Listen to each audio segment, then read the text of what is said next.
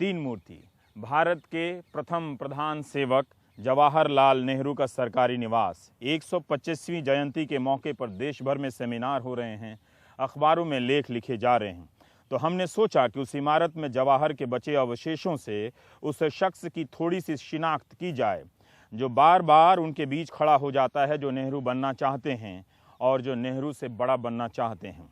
आज हम आपको इस तीन मूर्ति के भीतर ले जाएंगे। नेहरू के आखिरी वक्त के सामानों के बीच उन्हें एक बार फिर खोजेंगे, जिसे वर्तमान दोबारा रचना चाहता है।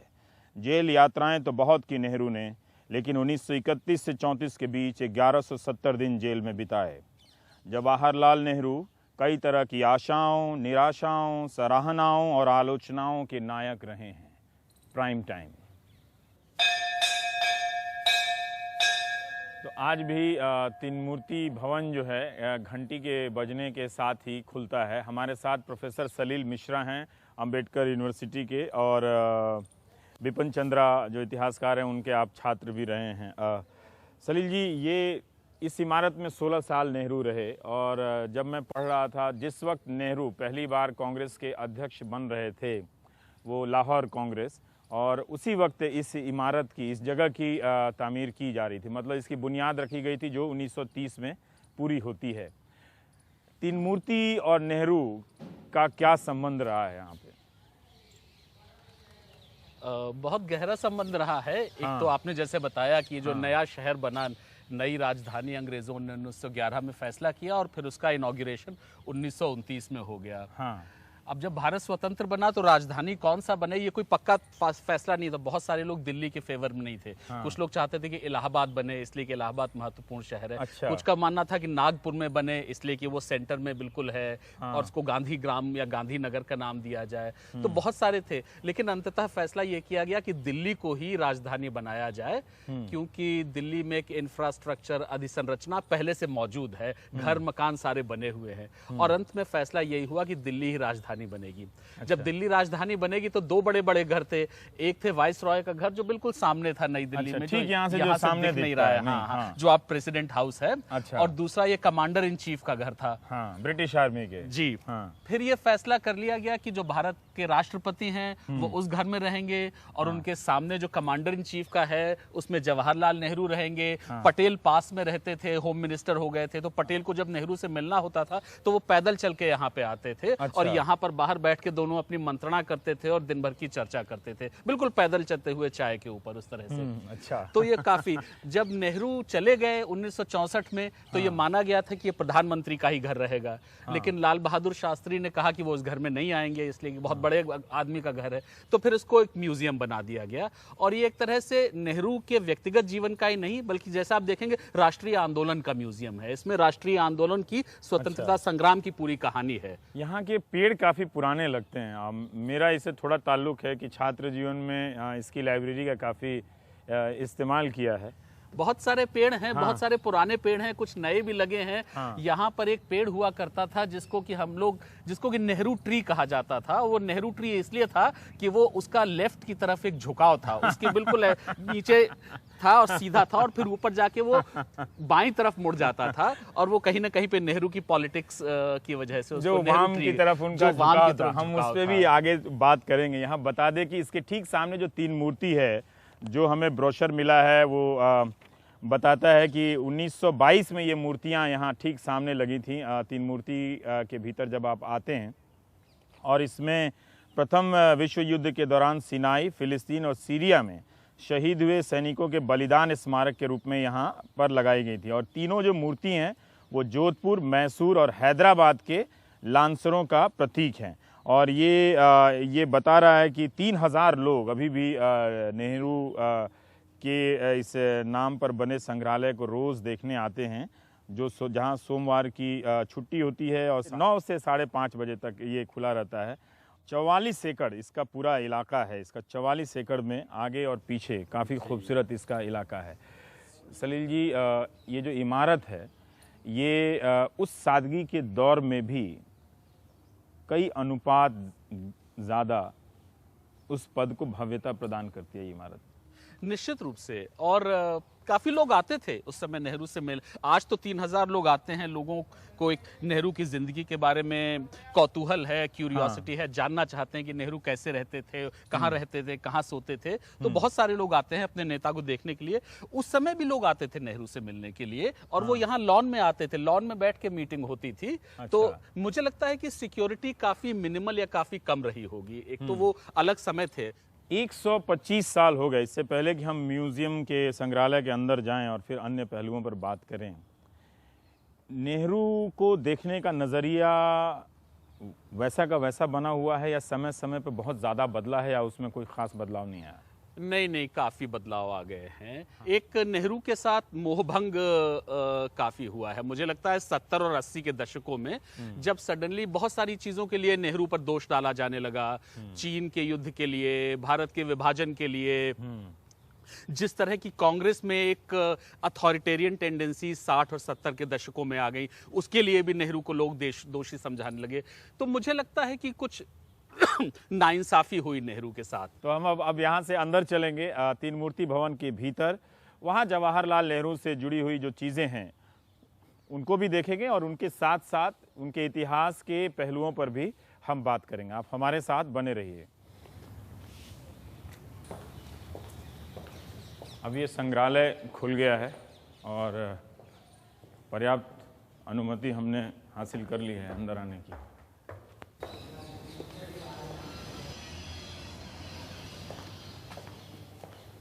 ये इस इमारत की पीछे का हिस्सा है ना सलील जी? काफी बड़ा। जब वो गांधी फिल्म में शूटिंग हुई थी जो इरविन की टी पार्टी की, वो यहीं पे शूटिंग हुई थी। अच्छा। इसी जगह पे, और एक्चुअली भी उसी जगह पे हुआ होगा। अच्छा। इसलिए कि इरविन जब वाइसरॉय थे यहाँ पे, तब जो गांधी इरविन पैक्ट की बात हुई थी, तो वो सारी इसकी शूटिंग यहाँ पे की, यहाँ पे हुई थी। जी, काफी बड़ा है। तो एक तरह से हमारे दर्शक जो देख सकते हैं कि तब के प्रधानमंत्री के घर का पिछला हिस्सा बिल्कुल कैसा रहा होगा। वैसे भी ल्यूटियन दिल्ली के जो मंत्रियों के आवास हैं वो इतने विशाल तो नहीं है, पर कुछ कम नहीं है। काफी एक बात मैं जानना चाहता हूँ कि क्या नेहरू स्वभाव से बहुत शांत किस्म के थे, अपनी नौजवानी में बहुत दब्बू किस्म के थे, या उनमें भी उस तरह के तेवर थे जो उस दौर के भगत सिंह, चंद्रशेखर आज़ाद जैसे नायकों में, उनसे पहले के दौर के में ये सारी खूबियाँ थीं?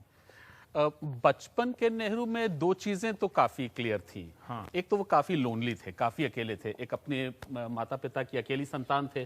दूसरे, उनको स्कूल में भेजा नहीं गया था, ट्यूटर घर पे उनको पढ़ाने आता था। अच्छा। तो आसपास में कोई कंपनी बहुत ज्यादा नहीं रहती थी। तो एक खास तरह की लोनलीनेस जो नेहरू भी बताते हैं, और जो कहते हैं कि वो जिंदगी भर तक उनके साथ में रही, उनके अंदर एक ऐसा कोना था जो बहुत ही एक्यूट लेवल पे अकेला और एकाकी और लोनली था, जो उनको आगे जाके शेप करता है। बिल्कुल। तो एक तो लोनलीनेस, और दूसरा ये सर्च फॉर मीनिंग, सामान्य से ऊपर हटके कुछ बड़े अनुभवों की तलाश, larger transcendental, larger than the self, एक सर्विस का कुछ ऐसा बड़ा काम करने की इच्छा, जिसकी बहुत ही छोटी मोटी चीजों से सेटल ना हो जाना, ये नेहरू की पर्सनैलिटी में लगभग बचपन से था, और वो बताते भी हैं। अच्छा। तो वो कांग्रेस की मॉडरेट पॉलिटिक्स से बहुत ही बोर हो रहे हैं। वो जो प्रैक्टिस करते हैं इलाहाबाद में, उससे वो बहुत जल्दी बोर हो जाते हैं, इसलिए वो बड़ा रूटीन, मंडेन और सामान्य है। और वो लंदन से वो अपने पिता मोतीलाल को खत भी लिख रहे हैं कि आप ये नरम दल छोड़कर उग्र दल की तरफ जाइए। जब मैं पढ़ रहा था तो कुछ राहुल गांधी जैसे लग रहे थे कि राजनीति से उदासीन, बहुत ज्यादा सक्रिय नहीं होना चाहते हैं। हाँ, मोतीलाल तो, लेकिन नेहरू ने चिट्ठी लिख के कि आप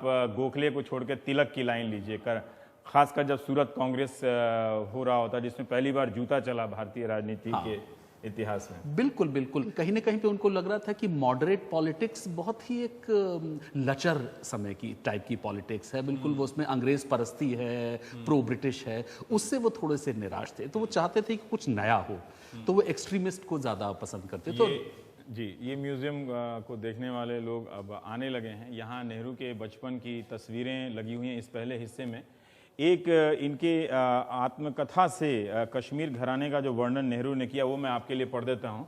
इसमें नेहरू लिख रहे हैं कि हम लोग कश्मीरी हैं, 200 बरस से ज़्यादा हुए होंगे 18वीं सदी के शुरू में हमारे पुरखे यश और धन कमाने के इरादे से कश्मीर की सुंदर तराइयों से नीचे के उपजाऊ मैदानों में आए। वे मुगल साम्राज्य के पतन के दिन थे। औरंगजेब मर चुका था और फर्रुखसियर बादशाह था। हमारे जो पुरखा सबसे पहले आए उनका नाम था राजकौल। कश्मीर के संस्कृत और फारसी के विद्वानों में उनका नाम था। फर्रुखसियर जब कश्मीर गया तो उसकी नज़र उन पर पड़ी और शायद उसी के कहने से उनका परिवार दिल्ली आया, जो कि उस समय मुगलों की राजधानी थी। सन 1716, अगर मैं ठीक पढ़ रहा हूँ, के आसपास की बात है। राजकौल को एक मकान और कुछ जागीर दी गई। मकान नहर के किनारे था, इसी से उनका नाम नेहरू पड़ गया। कौल जो उनका कौटुंबिक नाम था बदलकर कौल नेहरू हो गया और आगे चलकर कौल तो गायब हो गया और हम महज नेहरू रह गए। ये नेहरू ने लिखा। काफ़ी सुदृढ़ और खूबसूरत और नवाब किस्म के नेहरू। ये 1905 और 7 ये हैरो में, जब वो ब्रिटेन जाते हैं तब के ये नेहरू हैं। उस समय का हिंदुस्तान काफ़ी गरीब दिखता था। राजकुमार की तरह उनका बचपन तो प्रिंस ही कहा जा सकता है। बहुत बड़े वकील के अकेले बेटे थे, काफ़ी मन्नत के बाद पैदा हुए थे, बहुत लाड़ प्यार से पाला था। उनसे मिलने भी मोतीलाल वहाँ इंग्लैंड में जाते थे। तो बिल्कुल ही प्रिंस वाला जो है राजकुमारों की तरह उनका जीवन था। लेकिन राजनीति में आप कह रहे थे उस वक्त जो दुनिया की घटनाएं हो रही थी और लाला लाजपत राय या तिलक जैसे लोग उनको ज़्यादा अट्रैक्ट कर रहे थे बजाय कि सॉफ्ट लाइन वाले, नरम लाइन वाले लोगों के। ऐसा क्यों था? नेहरू क्या बहुत अग्रेसिव नेता थे, उग्र नेता थे क्या? देखिए, एक तो नौजवान थे। अच्छा, दूसरा इंग्लैंड में जाके जो उनके शुरू के अनुभव रहे थे, थोड़ा सा साम्राज्यवाद विरोध या ब्रिटिश विरोध थोड़ा बहुत तो उनके अंदर में था। तो जब वो गोखले की और नरम दल के नेताओं की राजनीति देखते थे तो उसमें बहुत ही अंग्रेज परस्ती उनको नजर आती थी और उनको लगता था कि इस तरह की राजनीति से कुछ होने वाला नहीं है और उसमें उतना पैनापन भी नहीं है, शार्पनेस भी नहीं है। इसके बरक्स उनको लगता था कि एक्सट्रीमिस्ट की राजनीति में एक नॉन कोऑपरेशन का एलिमेंट है जो कि स्वदेशी आंदोलन में हुआ था, एक बायकॉट का एलिमेंट है, एक कुछ ऐसा है जो कि अंग्रेजों को मजबूर कर सकता है, अंग्रेजों को घुटने टेकने पे मजबूर कर सकता है। पर पिता के साथ इनका राजनीतिक जो विरोध था वो काफ़ी मुखर था। लगता नहीं था कि एक बाप के सामने कोई दबने वाला नौजवान उस दौर के में है, क्योंकि वो नेहरू रिपोर्ट जो मोतीलाल नेहरू की तैयार की हुई थी, डोमिनियन स्टेटस, कि हम ब्रिटिश साम्राज्य के तहत कुछ आज़ादी हासिल करके काम करें, उसके मुखर विरोधी उनका बेटा ही। हाँ, दोनों, वो भी और सुभाष बोस भी। देखिए, शुरू में तो ये अपनी पिता की राजनीति का विरोध करते ही थे जब होम रूल लीग के दिन थे।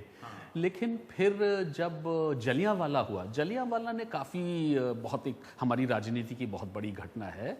जलियांवाला के बाद जलियांवाला ने मोतीलाल और जवाहरलाल को एक तरह से फिर से इकट्ठा कर दिया और दोनों ही लोगों को लगा कि कुछ एक ज़्यादा प्रभावशाली, ज़्यादा पैनी राजनीति करना चाहिए और दोनों गांधी के साथ में आए।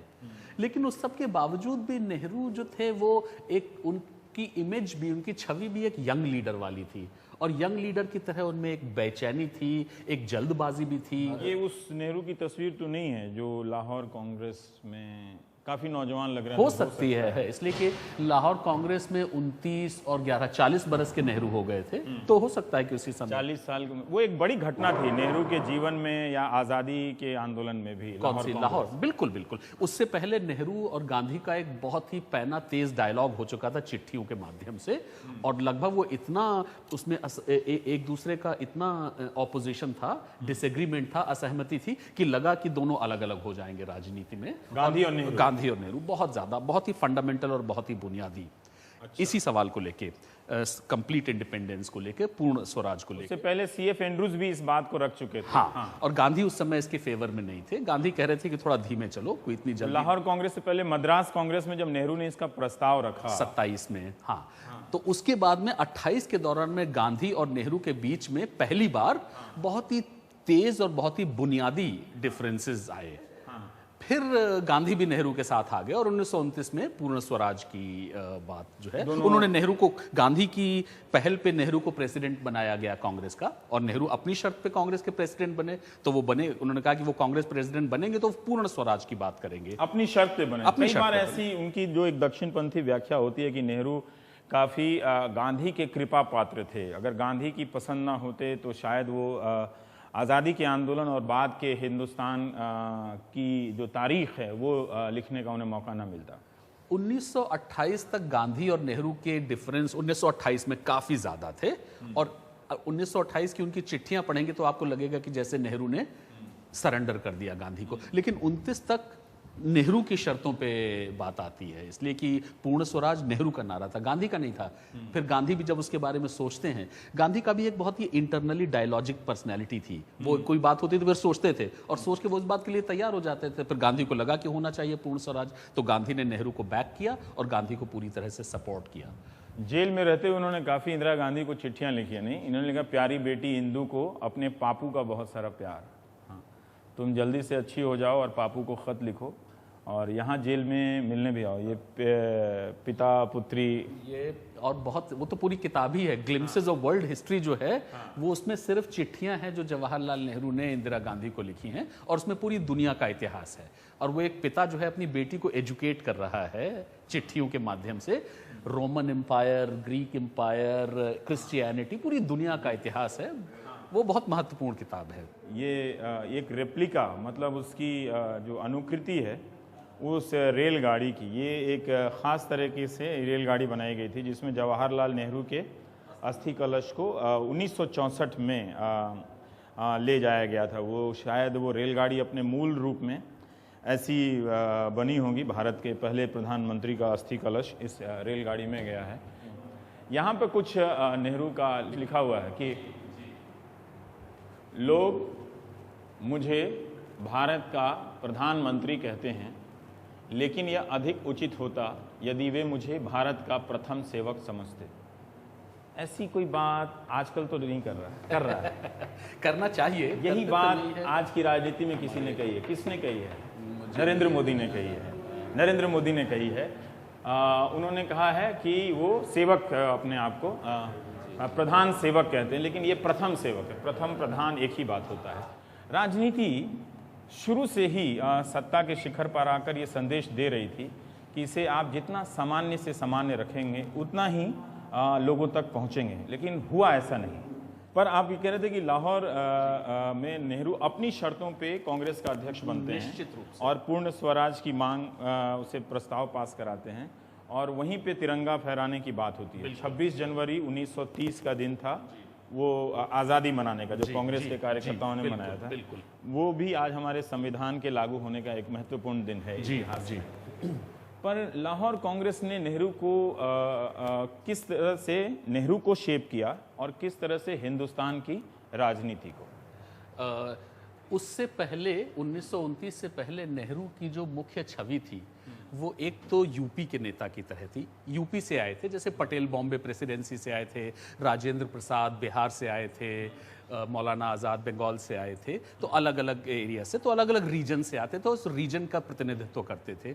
और दूसरी बात, नेहरू को यंग लीडर माना जाता था, हालांकि 40 साल की उम्र हो गई थी। 40 उस उम्र के और भी कई नेता थे उस दौर। हाँ, जब पहली बार वो कांग्रेस के अध्यक्ष बने 1929 में, तो इन दोनों चीज़ों में तब्दीली आई। उसके बाद एक तो नेहरू की छवि एक ऑल इंडिया लीडर की, एक अखिल भारतीय नेता की हो गई, और दूसरी बात ये हुई कि फिर वो यंग उसके बाद नहीं रहे, फिर वो भारत कांग्रेस के बड़े नेता हो गए, एक ऑल इंडिया कांग्रेस के। ये एक बड़ा चेंज था। और उसके बाद नेहरू ने अपने आप को भी पूरे कांग्रेस के नेता के रूप में देखा और यही नेहरू की छवि हो गई। और उन्होंने 30 के दशकों में कांग्रेस की राजनीति को काफी इन्फ्लुएंस किया, काफी प्रभावित किया। लेकिन मोतीलाल नेहरू काफी समझ नहीं पाते थे कि ये जवाहर को कैसे कंट्रोल किया जाए। एक बार उन्होंने गांधी का सहारा लिया था कि ये शायद अभी वक्त नहीं है, जवाहर को थोड़ा, है ना, निश्चित रूप से वो जो उनमें लग रहा था कि जवाहर में अतिवादी राजनीति के जर्म्स आ रहे हैं और इस तरह की राजनीति नेहरू करेंगे तो इनएविटेबली वो जेल में पहुंचेंगे। और एक पिता की हैसियत से उनको ये लग रहा था कि जिसको राजकुमार की तरह पाला है वो जेल में कैसे रहेगा, इकलौती संतान है। आपको इसमें विरोधाभास नजर नहीं आता कि जो व्यक्ति पूरी दुनिया देख कर आता है, एक तरह से सादगी की भी बात करता है, अपना सब कुछ, जब वो सिविल डिसोबीडियंस में जाने का फैसला करते हैं तो पूरे मोतीलाल नेहरू भी जवाहरात वगैरह सब बेच देते हैं, आनंद भवन को पूरा कांग्रेसियों का अड्डा बना देते हैं, वो मुख्यालय बन जाता है और पूरी शानो शौकत छोड़ देते हैं। लेकिन फिर भी ये हिस्सा, इस तरह से रहने का हिस्सा नेहरू का बचा रह जाता है, जो ठीक गांधी के बनाए या उसमें प्रयास कर रहे थे कि हम एक संस्कार कायम करें, उसके ठीक उल्टा है। ये कॉन्ट्राडिक्शन, विरोधाभास नहीं है। ये ड्राइंग रूम देखकर ही अगर हम बात करें तो नेहरू को लगता था कि भारत एक दुनिया का बहुत बड़ा देश है, दुनिया में भारत को एक बहुत महत्वपूर्ण भूमिका अदा करनी है। उस बड़े देश का नेता भी बड़ा है और दुनिया के तमाम लोग आएंगे, तो वो इन चीज़ों को एक डिग्निटी के लेवल पे देखते थे। गांधी की, आपकी बात सही है, गांधी की समझ डिग्निटी की अलग थी। उनका मानना था कि सिंप्लिसिटी में भी एक खूबसूरती होती है, एक एस्थेटिक्स होती है ऑस्टेरिटी में। नेहरू का मानना था कि देश का जो प्रधानमंत्री है उसको काफ़ी लोगों से मिलना होता है, देश विदेश के लोग आएंगे, वो यहाँ पे रहेंगे, तमाम वो होगा। तो इसका मानना था कि कुछ पूर्व शर्तें होनी चाहिए कि एक ख़ास तरह से ये एक सिंबल ऑफ अथॉरिटी है, तो उस सिंबल ऑफ अथॉरिटी में एक थोड़ा सा ग्रैंडियर भी होना चाहिए। इसकी एक और व्याख्या इस ड्राइंग रूम की मैं कर सकता हूँ, बैठक खाने की, कि इसमें कई लोगों के बैठने की जगह है। इसका मतलब उनके थोड़े लोकतांत्रिक पहलू का भी तत्व आ जाता है कि कोई वो एक साथ कई समूह बैठ सकते थे, 3-4 समूह के लोग बैठ सकते थे, और वो भी थोड़ा जलवा दिखाने वाली बात भी है और एक खुलेपन की भी बात है। निश्चित रूप से बहुत सारे लोग मिलने भी नेहरू आते क्या थे? अंततः लोकतांत्रिक थे या ऑथोरिटेरियन नेता थे? पूरी तरह से लोकतांत्रिक थे। मतलब मैंने नेहरू को काफ़ी ध्यान से पढ़ा है, मुझे कहीं पर भी जो अथॉरिटेरियन वाला, जो मुझे कोई भी उदाहरण इस तरह का नहीं मिलता है जिसके आधार पे उनको अथॉरिटेरियन कहा जा सके। पूरी तरह से लोकतांत्रिक थे। जब नेहरू प्रधानमंत्री बनते हैं, ये किस्सा क्या है? कई लोग कहते हैं कि कांग्रेस की प्रदेश समितियों ने सरदार पटेल को चुनकर भेजा था और नेहरू को गांधी ने नामित कर दिया, कहा कि ये ज़्यादा एक सेकुलर भारत के लिए आप कांग्रेस को वोट दीजिए। बिल्कुल इस तरह की तस्वीरें छापते हैं। और बाद में पटेल भी इस फैसले से थोड़े पीछे हो गए और कहने लगे कि जवाहर ही नेता हैं, उन्हें नेता स्वीकार किया जाए इसमें। वो तो नेहरू समझ रहे थे कि एक तात्कालिक कुछ समय के लिए एक उन्माद है, एक फ्रेंजी है, लेकिन लॉन्ग रन में सेक्युलरिज्म का कोई और विकल्प या ऑल्टरनेटिव नहीं है, और कुछ भी ऐसा नहीं होना चाहिए जिससे हमारी आज़ादी के दौर की एक बहुत ख़ास बात है कि उस समय के नेताओं ने काफ़ी पढ़ाई लिखाई की और लिखा भी कुछ। ये स्टडी है जहाँ यहाँ पर जो विवरण दिया गया है कि नेहरू काफ़ी देर रात तक ये पढ़ा करते थे, तो ये इनकी किताबें हैं। फाइलें कुछ उस वक्त की नमूने के तौर पर रखी हुई हैं, उनकी लिखावट के भी नमूने हैं काफ़ी। और क्विंक दवात है वहाँ पे, क्विंक स्याही, जो शायद अब नहीं, हम सब चेलपार के दौर से भी बहुत आगे जा चुके हैं, भूल चुके हैं स्याही से लिखने की बात। लेकिन बुद्ध उनकी मेज पर हैं। बुद्ध ने कहीं प्रभावित किया था या कार्ल मार्क्स ने किया था? दोनों ने, कार्ल मार्क्स ने भी किया था और गौतम बुद्ध ने भी किया हुआ था। दोनों इनकी एक इंटेलेक्चुअल विरासत का हिस्सा थे। और ये खास बात नेहरू की नहीं, आप नेशनल मूवमेंट के सारे बड़े नेताओं को देख लें, वो उस समय के बेस्ट माइंड्स थे। उस मायनों में आज की राजनीति, आज के जो बेस्ट माइंड्स हैं वो पॉलिटिक्स में नहीं आते। आप वर्धा में गांधी का बाथरूम देखेंगे, वहां किताबें रखी हुई हैं। मतलब वो टॉयलेट सीट पे बैठते थे, किताबें पढ़ते थे। अच्छा। इसलिए कि उनके पास कम समय होता था तो वो भी इस्तेमाल करते थे। राजेंद्र प्रसाद, लाजपत राय, जवाहरलाल नेहरू, सारे ही लोग जो हैं उन्होंने बहुत लिखा है अपनी राजनीति के बारे में, अपने समय के बारे में। वो अपने समय के बड़े इंटेलेक्चुअल्स और सबसे बड़े इंटेलेक्चुअल्स, आप राजेंद्र प्रसाद जो कि दक्षिणपंथी कंजर्वेटिव जिनको माना जाता है, वोरेशियस रीडर थे, बहुत पढ़ते थे वो। और उन्होंने अपनी अंग्रेजी में बहुत ही बेहतर 2 किताबें लिखी हैं, इंडिया डिवाइडेड और अपनी ऑटोबायोग्राफी, और फिर हिंदी में भी उसको ट्रांसलेट किया है खुद। तो ये एक और कमरा है, उस वक्त रंगों का चुनाव वगैरह वगैरह आप देख सकते हैं। सादगी में भी एक किस्म की भव्यता तो है, आलीशान है वो, एक शायद नेहरू होने का एक तरह से एक ग्रैंडियर और आलीशान जो उसका तो नेहरू से उस वक्त काफी लोग ईर्ष्या करते भी होंगे नहीं?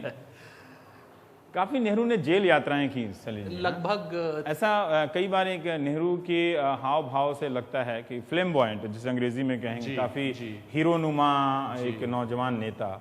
ऐसा लगता है काफ़ी सुख सुविधा से भारतीय राजनीति में कदम रखता गया। उसका कोई अपना संघर्ष नहीं है, शारीरिक संघर्ष नहीं है, अगर वैचारिक है भी तो। जो क्या ये सही है? नहीं, बिल्कुल सही नहीं। जो 3 बड़ी किताबें नेहरू ने लिखी, एक तो ग्लिम्पसेस ऑफ वर्ल्ड हिस्ट्री, एक ऑटोबायोग्राफी और एक डिस्कवरी ऑफ इंडिया, वो तीनों की तीनों जेल में लिखी हुई हैं, जबकि लंबे समय तक वो जेल में थे। आज़ादी के बाद में किसी विदेशी कॉरेस्पॉन्डेंट ने उनसे पूछा कि आप तो इतने बड़े इंटेलेक्चुअल, आपने कोई किताब अभी लिखी कि नहीं लिखी? तो बोले उसके लिए मुझे जेल में भेजना ज़रूरी होगा, मैं जेल में भेज दीजिए तब मैं किताब लिख दूंगा। इसलिए कि जेल में उस तरह का सॉलिट्यूड मिलता था, टाइम तो ऐसा नहीं। और जेल की कंडीशंस बहुत कंफर्टेबल नहीं थी, आज की तरह नहीं थी कि नेताओं को बड़े बड़े गेस्ट हाउसेज में बैठा दिया जाता है। वो रियल सही मायने में जेल होती थी। 1942 को छोड़कर, जबकि अहमदनगर फोर्ट में एक टेम्परेरी जेल बना दी गई थी और उसमें सारे लोगों को डाल दिया गया था। इसके अलावा वो वाकई में जेल में जाते थे और 2 साल और 3 साल जेल में बिताते थे।